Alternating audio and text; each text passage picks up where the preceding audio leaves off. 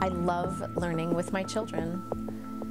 Exploring the world with them is such an exciting adventure, and I've just never felt so much freedom and fulfillment from life as I do now. And that's why I started this symposium, is because I just want to share that with others. I'm sure you can think of times in your life that you've met a person or had an experience or seen something that has just altered your perspective enough to make you make a change. And this symposium was one of those experiences for me. The content was inspiring, I guess is the word I would use. I think some tears were shed. Not by me. I think it was by me. Yeah, by you. It was encouraging to see other families there, to see how well attended it was, and to realize that we really weren't alone. And we're very excited, and we still refer to the experience, and we have every intention of going this year and seeking more understanding about how we can do this well for our family. Yeah, so it was nice to see her come home kind of on fire again. Excited about it, new ideas, things that she wanted to try or implement. So it was nice to see that. I would say, kind of like the general conference for homeschoolers, you go, you get some ideas, and you go, all right, let's try this. So the symposium was really helpful for me last year because Michael took copious notes, and his notes prompted a lot of really important discussions for us. It gave us ideas, it gave us hope, and kind of a vision for what we could do. And I'm looking forward to going this year because I still need those same things.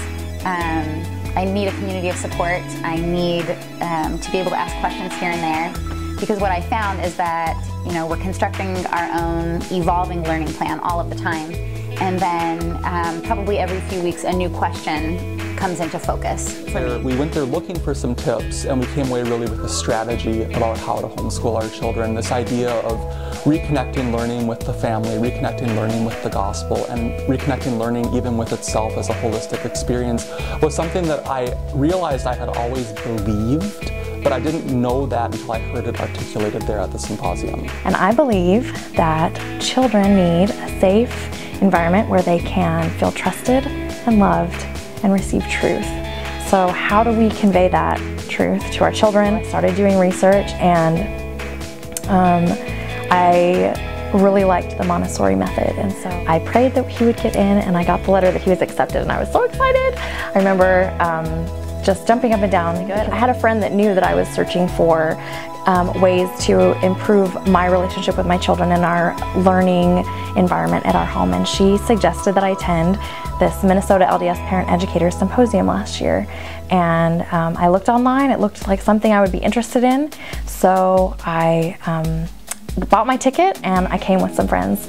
I didn't have a lot of expectations. I was surprised with how many people were there, and my husband didn't come with me, but as soon as I got in, I thought, he should be here right now, this would be great. So after the symposium, I left uplifted, I felt inspired, I felt like I can do this hard thing of being a parent of children that are just begging for information that I don't have all the answers to, but that I can be a guide for them in their experience. I did not leave with the answer or the decision to homeschool. I left with the decision to be a better parent educator and to fan that flame of education that my children already have automatically. So I went ahead and homeschooled just for 1 year, and that's the only year I homeschooled for. So that was the year that I fell in love with my mom. I remember doing school, but the thing I remember the most is the relationship that I built with my mom that year. Yeah, when the conversation came up, it was one of those things where she said, hey, I want to homeschool. And my belief was you could always pick a homeschooler out of a crowd. They looked weird, they acted weird, it just wasn't right. Not that it was bad, but you could single them out. So Sean and I met when we were in law school about 8 years ago. So education's been important to us from the beginning. And so when the time came a couple of years ago to start thinking about kindergarten for our oldest, Ava. So I guess I should say I was really resistant to the idea of homeschooling. I felt a lot more comfortable supplementing our kids' education than kind of taking charge of the whole thing. I only decided to do homeschooling when I got totally desperate. Sending our oldest daughter to school every day was our biggest challenge all last year, and it became something that affected our whole family adversely. She was doing amazingly academically and socially, and really that's all I cared about. But she wasn't happy. It's just as if her whole personality changed, and I knew that it wasn't a good thing for her. Well, I guess I should say now we're at the point with Ava that sometimes she has a hard time going to sleep at night. And this is pretty consistent because she's just so excited about what she's learning that she basically can't turn her brain off. And she cried last weekend because the scientific tools haven't been invented yet to answer all of her questions about other galaxies. And you know, that's a challenge in and of itself, but she's happy and she's excited about what she's learning. And it's one we'd much rather have than the opposite of not being excited about learning. Yeah. And struggling to motivate her. Yep. I think probably the big thing for me that's been exciting about this new group that's formed and the friends we've made is, you know, Kiva's made some really good friends that she, you know, hey, can we go spend time with them? Can we go do this? I don't want to go home. I want to play with my friends. And as annoying as that can get, it's very nice that she has friends that she wants to spend time with.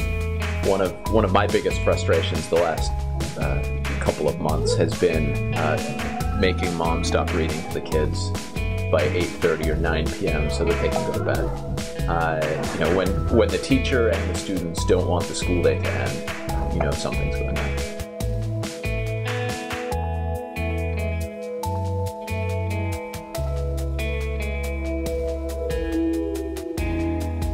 Perfect. But now that, Please, yeah. so if we could finish this up, Yeah. I would, you know, we got things to do. So, or one thing to do. Yeah. Great.